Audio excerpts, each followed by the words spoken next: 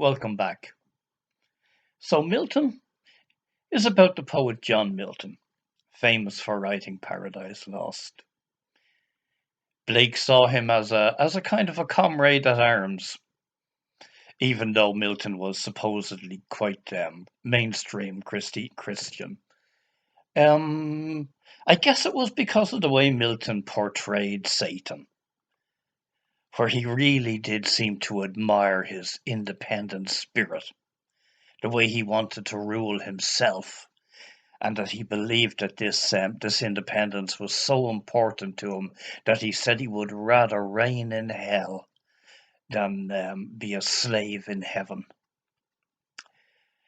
So the way Blake put it was, he says that Milton was of the devil's party, but he did not know it.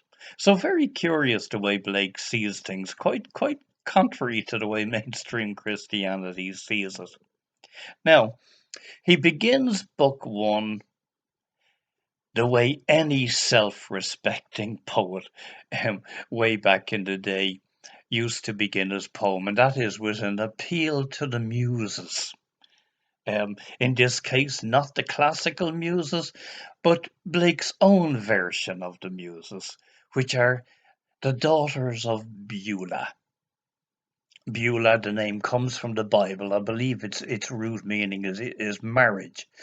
In Blake's story, Beulah is a resting place between the conscious mind, that is, say, the single vision mind, and the eternal mind. And it's a dreamlike area, which sounds great, but of course, like dreams are either good or bad. So you do rest physically, all right, but it can be dodgy. So I'll leave the introduction at that, and we'll get into the reading.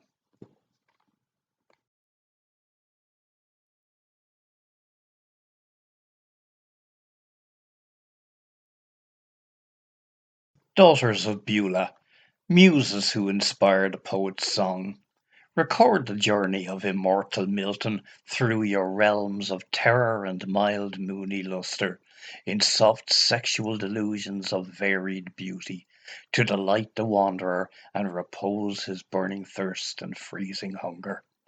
Come into my hand by your mild power, descending down the nerves of my right arm from out the portals of my brain, where by your ministry the eternal great humanity divine planted his paradise, and in it caused the spectres of the dead to take sweet form in likeness of himself. Tell also of the false tongue vegetated beneath your land of shadows, of its sacrifices and its offerings, even till Jesus, the image of the invisible God, became its prey, a curse, an offering, and an atonement for death eternal in the heavens of Albion, and before the gates of Jerusalem his emanation, in the heavens beneath Beulah. Say first what moved Milton, who walked about in eternity 100 years, pondering the intricate mazes of Providence.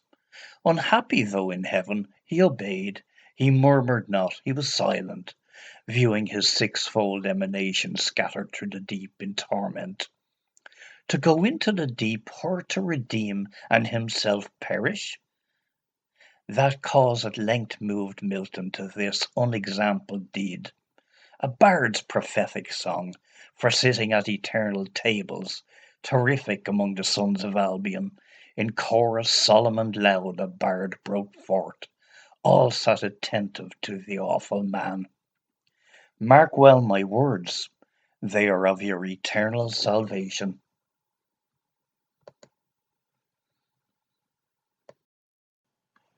So he asks that the daughters of Beulah become his inspiration, to travel from his mind, his brain, down his right arm into his hand and pen.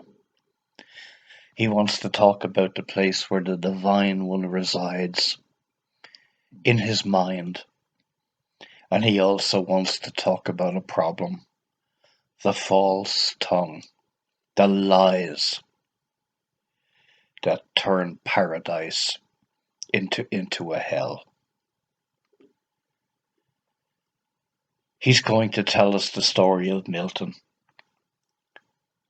who's up in his version of heaven. Should be happy he's there 100 years, and he just cannot relax, worried about his sixfold emanation, which is his family on earth. And he thinks, should I stay here or should I go? It's a grand story, a story for an inspired bard. We'll get on with more later. Thank you for listening. Bye bye.